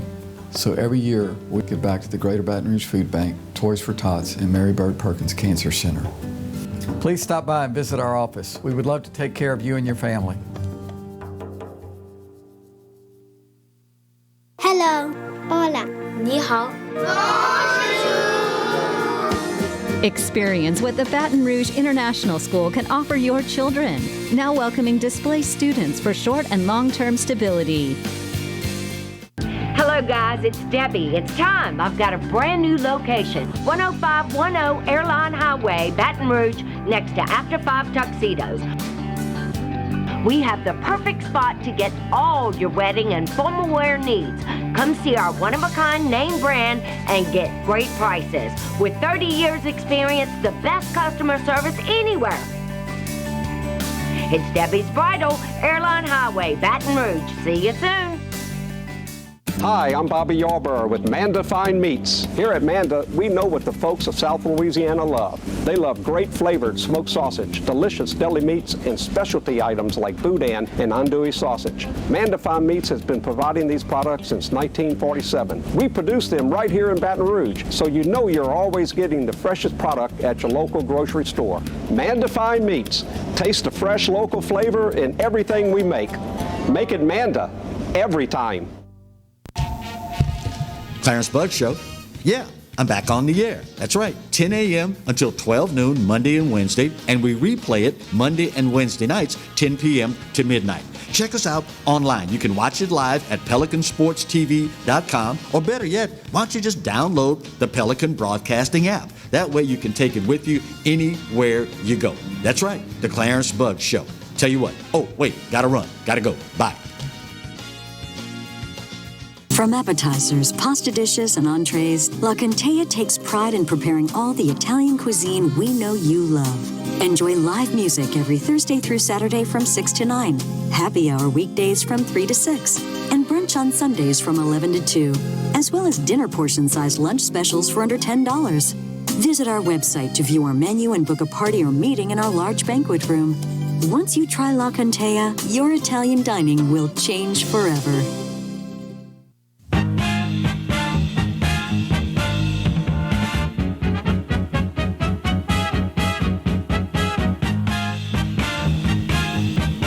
Back. This is Exiles TV. Coming up in just a few short minutes, we're going to get another visit from our good friend Stephen Wagasback, who is the president and CEO of LABI, the Louisiana Association of Business and Industry. As you can imagine, Stephen and his cohorts at LABI have been pretty busy at the Capitol during the regular session. The session ended And lawmakers themselves called themselves back into a special session to settle some unfinished business. Part of that is some of the things we're going to talk about with Stephen. But it's highly unusual that a special session is called by the legislature itself. It's usually at the governor's beckoning. You know, I think it's a mistake. What is your opinion? Do you think that they should have called it this quick, or they should wait? I think if the budget is an incomplete thing and it only balances on paper, that maybe they need to spend some more time with that. As far as the other things that we've discussed that they were going into this year, there was some gun legislation, there was tort reform. If you didn't make it, I understand though the tort reform bill did pass with amendments and has been sent to the governor's desk.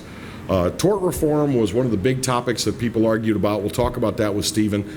Will this bill, in the form that they sent it to the governor, actually do anything to lower our auto insurance rates? Because that was the whole idea. Well, and this who gets to sue for damage to the coast by petroleum companies, you know, that was returned to the calendar. Well, somebody wrote an identical bill almost, or a bill that would have been more palatable to everybody, and then they put amendments on it, which made it the original bill itself, and it's up for debate now. In the special session. I believe so. Because the clock has run out on anything that they had filed for the regular session. But that is another very controversial bill. Should the state have the sole purview, the sole right to sue an oil or gas company for ecological damage done? You know, the state didn't show any inclination to want to sue for these damages, so that's why parishes filed suit. And now they want state law that says it's not a parish's place to do it. I'm not sure how I feel about it one way or the other. I think that if the lawsuit's filed, if the state will do it and go after it, because if the oil companies did promise to clean up and then they didn't clean up, then they should be held accountable. You know, I'm not saying they should pay and pay dearly, and I'm not saying we should kick them while they're down and put them out of business. I'm just saying if they promised to clean up decades ago, they should be held to the promise they made. But you know, Kevin, here's something that kind of tickled my brain a little too late, because we had Roy Fletcher on talking about it. Roy kind of falls on the side of the parishes. And we had the gentleman from oil and gas. Gifford Briggs, who falls on the side of letting the state have that choice. And what I totally forgot to mention is that the permits that they get, that they file for, that are issued by regulatory agencies that have enforcement power, Department of Natural Resources, etc., are in fact a contract, and that they can in fact enforce the cleanup provisions in that permit administratively. You don't need a lawsuit at all. So maybe the better question is, why are they not doing that? Because, you know, if you've got Kevin's Exploration Company and you get a permit for well number 247, and the pipeline you've got from that well busts up a piece of the coast, and the permit says you must take care of that, and you don't, I can compel you to do it. You're in violation of contract. But I can also make sure you don't get any more permits for any other work until you do that. So why is this not all being handled administratively? That's a pretty good question, Bill. Yeah, and I think I know why. Strange bedfellows. Strange bedfellows. And it's, to some extent, it's the same old Louisiana politics story. So anyway, we're going to see. My personal opinion on the special session is, other than making sure that the budget does in fact balance in accordance with the law by June the 30th. July 1st is the first day of the state's fiscal year. State law says there has to be a balanced budget in place. If they're going to address the budget in this special session, that means that the one that they passed or the one that they didn't pass, they don't have a balanced budget yet. So they've got to go back and address that.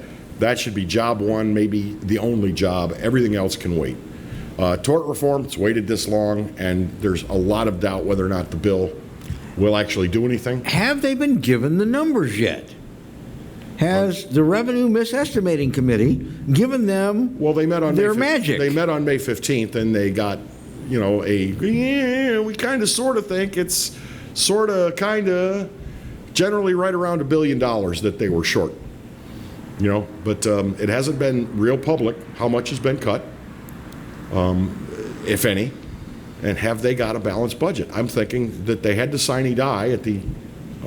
At the When close do of they business. find the magic $300 million, or as we call it, the Jindal stipend that they came up with every year when Jindal was in office? I think if I'm correct, actually, June 2nd is so it's tonight. They have to sine die tonight and then go right back into session again to fix the budget mess. And the answer to your question is I don't know. Come on, you know it's going to be there. Yeah, there's always a crap ton of money found someplace, And it's always $300 million and change. Yeah, but it's the Bobby Valentine. The other thing that's at play is, will legislation pass to protect the unclaimed property fund? I know that a bill was circulating, but I don't know what its current posture is. And I know that the lawsuit where the governor was suing the state treasurer, who, by the way, I want to say welcome to the state treasurer as a sponsor of the program. Yes. And watch for the commercials. We'll claim your unclaimed property before John Bell gets it. But the judge in the lawsuit found for the governor's side and said, on that, yes, in an emergency, they could take the money. And on that very same day, the treasurer filed an appeal. Mm-hmm.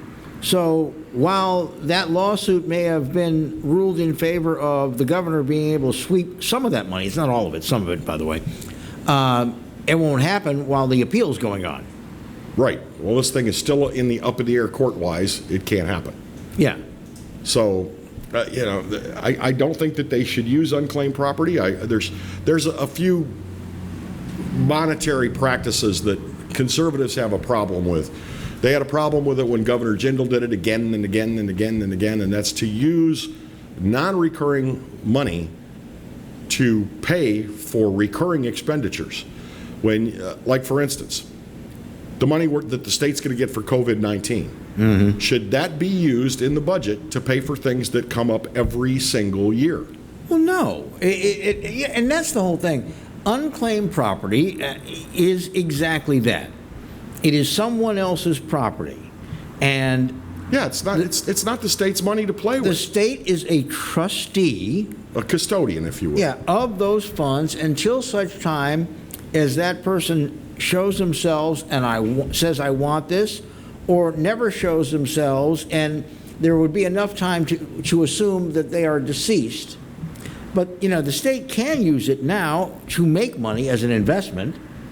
But the whole idea that the state can go after someone's property just because they may not know that it's sitting there waiting for them is very troubling to me.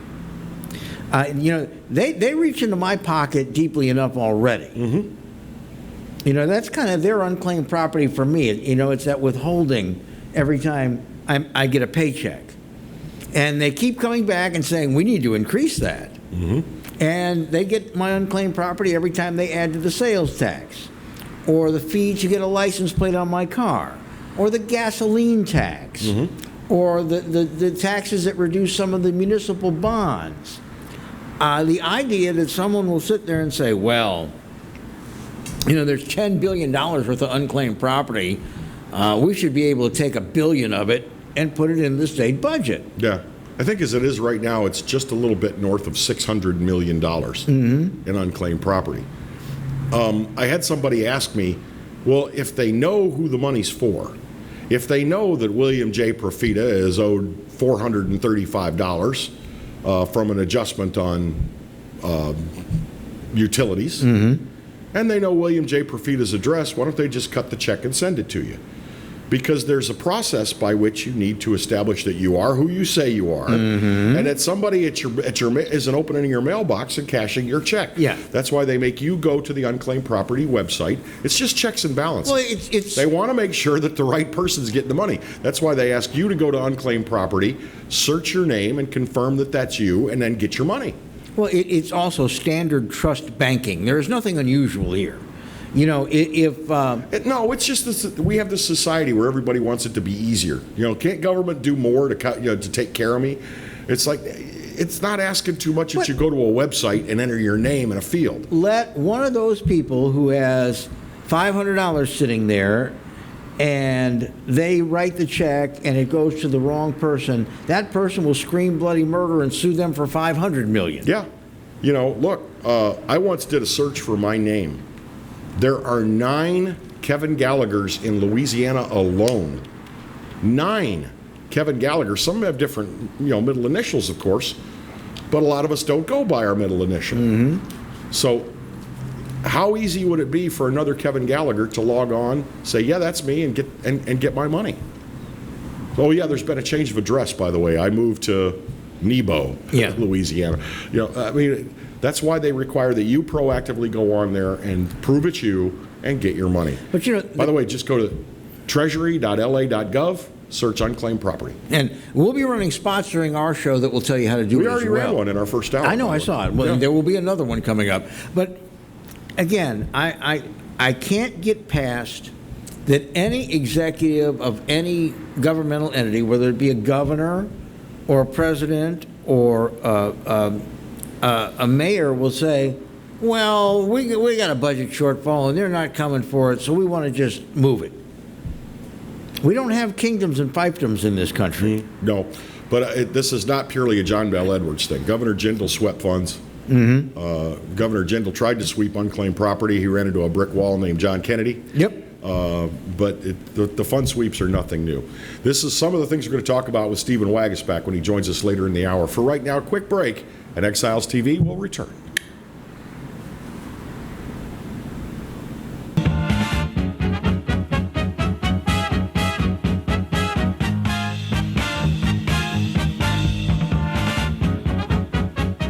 Belello's Furniture and Appliances, your dependable independent. Depend on us for service, for selection, for price. Get huge Whirlpool savings. Shop now and save on Whirlpool appliances throughout the store. Plus, experience our price match guarantee and ask about special financing. You can depend on the know-how of people who live appliances every day. Belello's Furniture and Appliances, your dependable independent with nationwide buying power.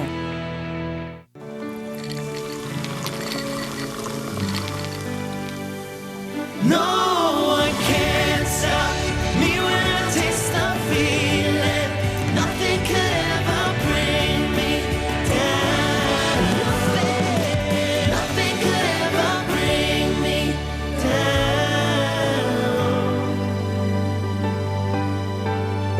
down. Taste the feeling. That's right, the Clarence Bugg Show is back, along with the Exiles, Bill Profita and Kevin Gallagher. We've put the band back together, South Louisiana's talk team, and it's only on the Pelican. 10 a.m. till 12 noon, right here on the Pelican. State Treasurer John Schroeder, encouraging you to visit latreasury.com to search for your unclaimed property money. During this pandemic, we've returned money to businesses, local governments, and people across Louisiana. New Orleans Habitat for Humanity found unclaimed property with the Louisiana Treasury. Audubon Nature Institute has unclaimed property. I found unclaimed property with the Louisiana Department of Treasury. We still have over $800 million. This is your money. Claim it. Sometimes life is wonderful, and sometimes it's not. Cherish the good, but always be prepared for life's challenges. At Private Healthcare, we provide the peace of mind you deserve. With Private Healthcare, you'll get the coverage you want and healthcare you need. If your employer doesn't supply healthcare coverage and you don't qualify for Medicare or Medicaid, you need to give us a call right now. Private healthcare is private health insurance for ages 65 and under with medical, dental, vision, and even prescription coverage. When life comes at you unexpectedly, you need to be ready, and health insurance is your financial safety net. Health insurance has never been so easy and affordable. If you're looking for health coverage at the best price and your annual household income is $35,000 or more, call the number on the screen now and speak with a live healthcare consultant. Don't wait. Get the coverage you need now. Hello, guys. It's Debbie. It's time. I've got a brand new location. 10510 Airline Highway, Baton Rouge, next to After 5 Tuxedos. We have the perfect spot to get all your wedding and formal wear needs. Come see our one-of-a-kind name brand and get great prices. With 30 years experience, the best customer service anywhere. It's Debbie's Bridal, Airline Highway, Baton Rouge. See you soon.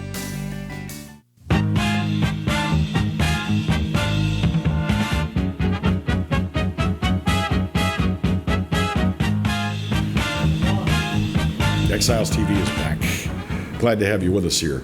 And happy to have you watching. Now, remember that we do the repeat broadcast. If you come in late, or maybe you're just a night person, you can catch us tonight at 10 p.m. until midnight, right here. Same bat time, same bat channel. If you'd like to watch at your convenience, download the app to your device. It doesn't necessarily have to be your smartphone. It could be to your, I got one of these. You can download the app to that. And I got one of these. This is not a laptop. This is what they call a Chromebook. It's basically a device. And you can watch, it's in real time. You're watching in real time when you use the Pelican Sports TV app. But there it is. Now, you can also watch on demand because we've got a YouTube page, Pelican Broadcasting. Search it on YouTube, and then you can watch these programs and the Clarence Bugg Show, any of the fine programs on Pelican Broadcasting at your convenience, on demand. All right, here's something I'm watching in real time on demand. Tropical Depression number 3 is now maximum sustained winds 35 miles an hour. The pressure is dropping, and it is moving very slowly to the west at 2 miles an hour at 640 miles due south of Baton Rouge as we speak. I do not want it moving at 2 miles an hour.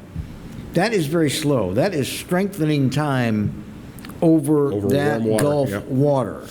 And that it does make me nervous, but this morning I watched two different weather people, Diane Deaton and I'm going to forget the young woman's name on Channel 33, Ashley, I've forgotten her name, I'm so sorry. They both said the same thing. Expect 4 to 5 days of this low pressure system meandering around in the Bay of Campeche before it finally decides which direction it wants to go. Well, 4 or 5 days of just wandering around in warm water means you're going to get a strong tropical storm.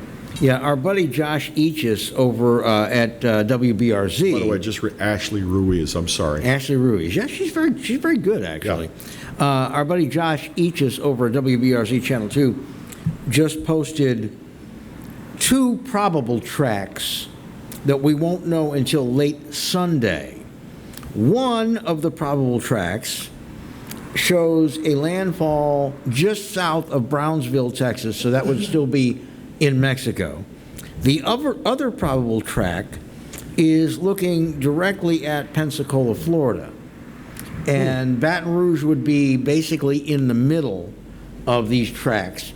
We would be on the west side of the storm. Now, if you use those 2 tracks as a cone of probability, it could. In other words, we have no clue where it could go. No clue. The only thing we know about is that 2 mile an hour speed over the Gulf is a bad thing in any scenario.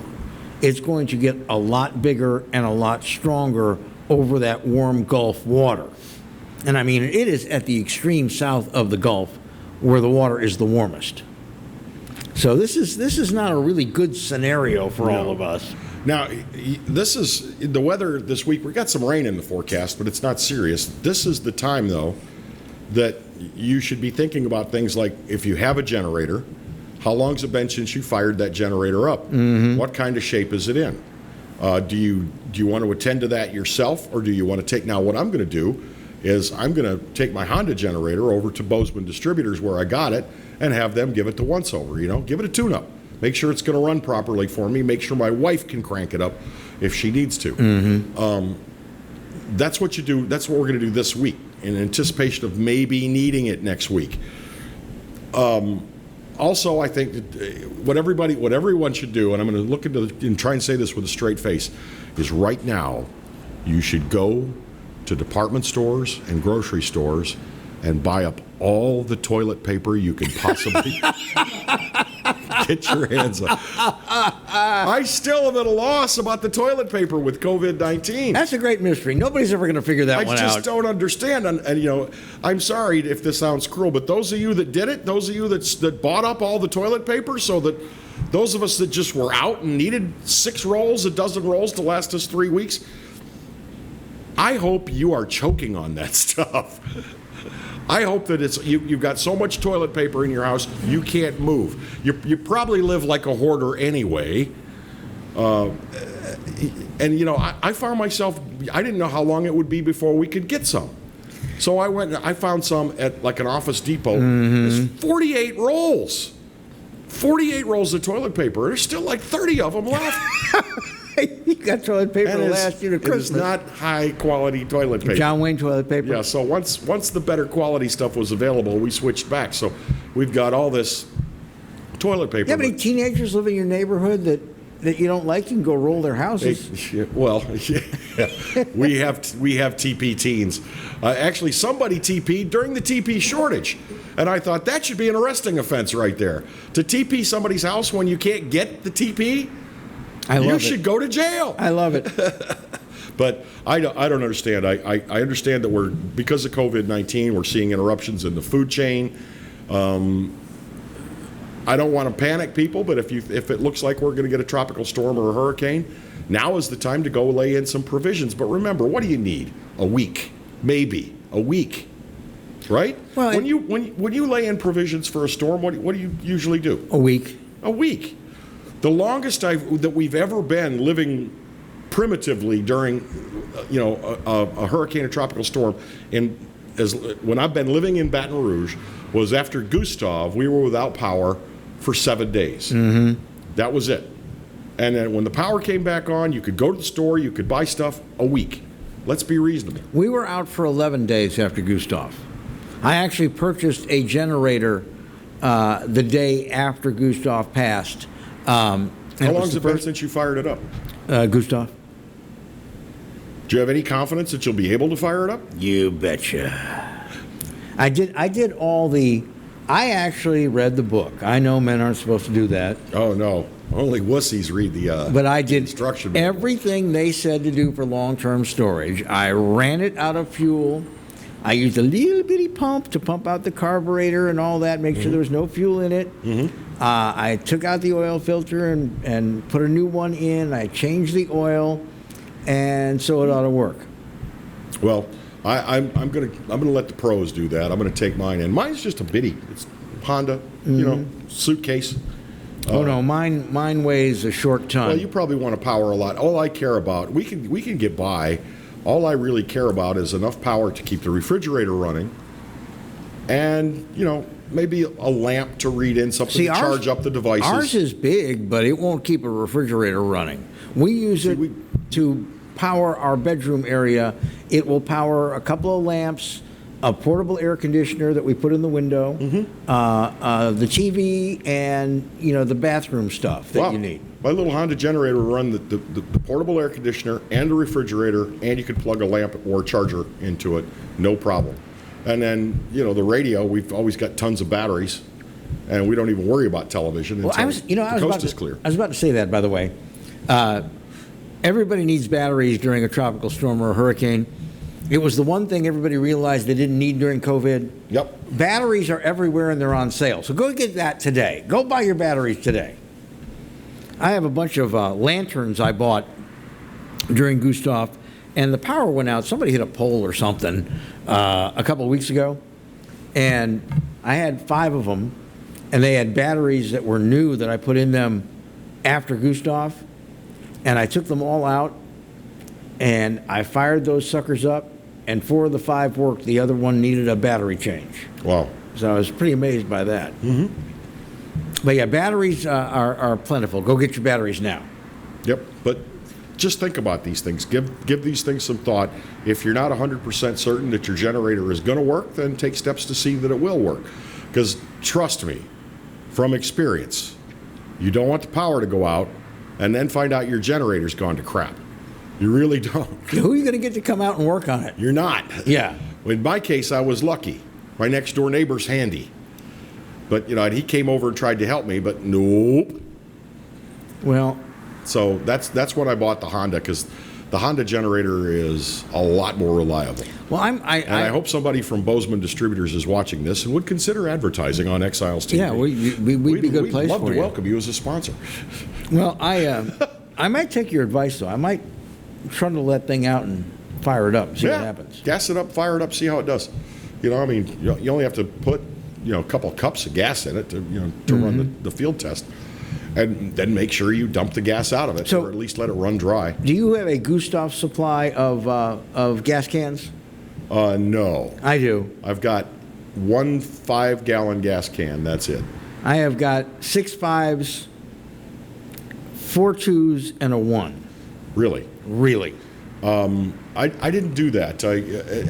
I think the reason it was, the 5 gallons of gasoline in that Honda generator will last me the week. So, I'm not that worried about it. The thing about gas cans is the first thing you should do with a gas can is take that federally approved nozzle off of the thing and throw it away. Yeah. And then get a regular lid to put on your gas can and a funnel. Mm-hmm. Because that thing is useless. But man, when they told us originally that we were going to be without power for over 2 weeks, and gas was getting scarce because a lot of gas stations couldn't pump. Right. So I went out and bought every gas can I could find and filled them all. Mm-hmm. And for 11 days, we only went through about 12 gallons of gas. So we were pouring it into our cars, making a great mess, by the way. Yes. Oh, terrible mess. Because even though those are designed for cars, it's really hard to pour those into your car. Mm-hmm. We're going to take another quick pause and take care of some business, and we'll be right back. This is Exiles TV.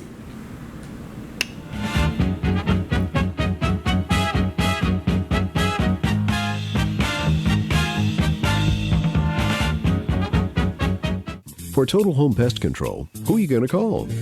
Call the Bug Man, 923-BUGS.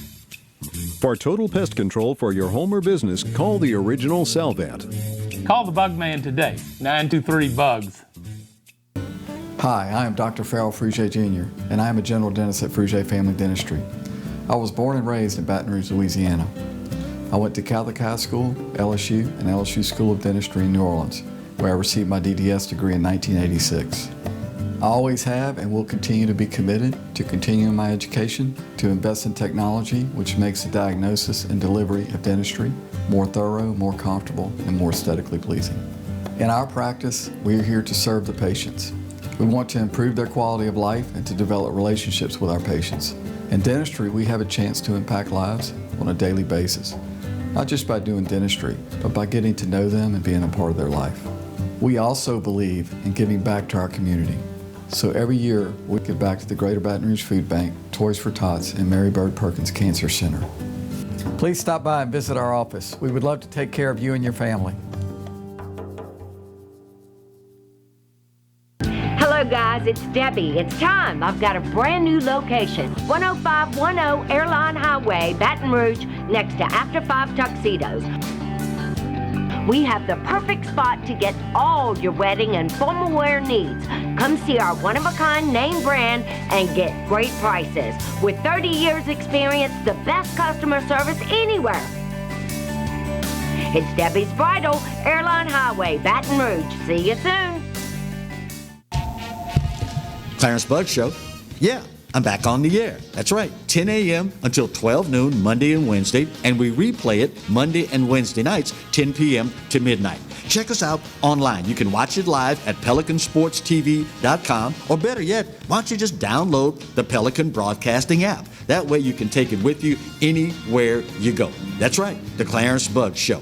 Tell you what, oh, wait, gotta run, gotta go, bye.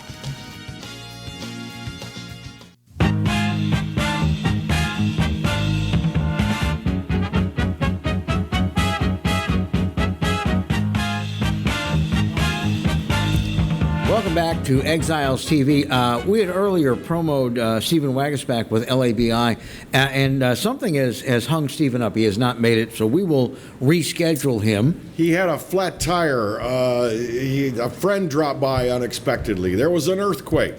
More likely, there's some shenanigans. Dog ate his homework. At the legislature that need his attention. Probably something going on at the state capitol. That more needs than likely. His attention. So we'll schedule a make good with Stephen sometime very, very soon.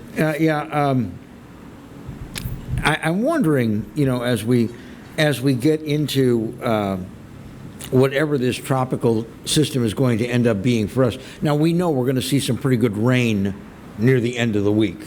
Yeah. And I think everybody's going to be watching to see the tracks, because this is extremely early for a landfall in Louisiana. We normally don't have to worry too much until mid-August. That's usually when the worst of the storms hit us, is when we're transitioning from summer into fall. And does this bring out all the swamis who are going to start making predictions now about the rest of the hurricane season because this thing is so early? Yes. Are we going to have all the weather Kreskins? My question is, will Phil Klotzbach revise his, because they've been known to do predictions, both the Colorado State University hurricane team and the folks at NOAA have been known to, the Hurricane Tracking Center have been known to come, well, we said it was going to be 12, but let's go with 29. Yeah. Pick a number. I'm thinking of a number. Pick a number. Yeah, that's it. You got it. Do you remember I'm trying to remember what year it was. It was an interesting year because not a lot of the storms impacted Louisiana, but we got all the way through the alphabet. Yeah. And it's like when you get all the way through the alphabet, what do? You start giving them number designations. That's correct. And that got a little freaky because we were still seeing storm activity, and it was getting on to Christmas time. Wasn't that the same year as Katrina? Wasn't that when we went through all the alphabet? I'm thinking because we got through R easily, and it wasn't that long after Katrina that we got to Rita. We were into Rita. Yeah. The Atlantic was that busy. So yeah, that might have been it. But let's hope we don't ever see another year again like that. Well, and again, we will keep an eye on this, and if we need to bring in some weather experts to sit with us as this gets a little closer, we will absolutely do that. We realize that the show goes for a much larger distance geographically, but there is no part of South Louisiana that is ruled out at this particular point. Right, and I think a tropical storm, when you're talking about that, you could see impacts. You could see, the storm effects felt anywhere from, Lafayette to the Mississippi state line, or even, an even broader sweat. We just don't know. It's going to be almost a week before we have any idea where the storm is actually going to go and what severity it will be. I just would, if we could say a little prayer, let's keep it at tropical storm strength and not let it reach hurricane strength as it crosses the Gulf. I mean, because when you get into hurricane strength, you're talking about serious wind damage and the storm surge that comes with it. And you talk about rip up our coastline yet again. Mm-hmm.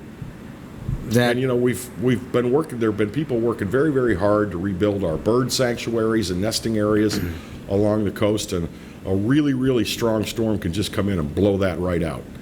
And there's a lot about living in coastal, Louisiana that I love, and there's a lot about it that who needs the headaches. And sometimes there are times that I think when a time comes to just retire, stand down, no more work. Do we would put the house on the market and move further inland? I have this emotional balance. The only time I miss Chicago is when there's one of these bearing down on us in Louisiana. Mm-hmm. That is the only time. But then, when I can go out in January without wearing 12 layers, I realize why I like living where I live. Well, what about in the winter when you'd have those horrible winter storms come rolling in off Lake Michigan? Oh, yeah.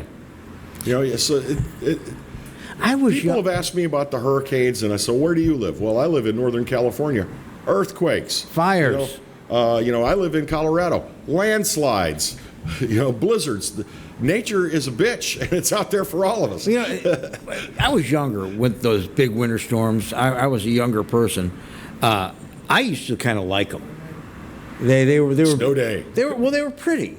You know, there's something about a snow and ice storm that has a beauty all its own. They're pretty for the first 24 hours, and then the snow plows run and everything gets and black everything and turns nasty. black and nasty, and you know, you get all that I don't miss it. road salt and grit, black ice on the roads. Anyway, we will keep an eye on this and on other news items until we rejoin you. Remember, we have our podcast tomorrow morning on Facebook Live. That is the designation on Facebook.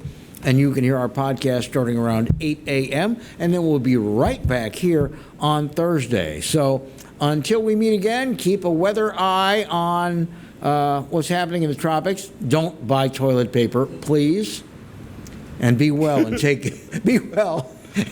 care of yourselves until we meet again. Yeah. Be good to people and yourself. And don't forget, replay tonight at 10 p.m. You can watch it all over again. Bye now.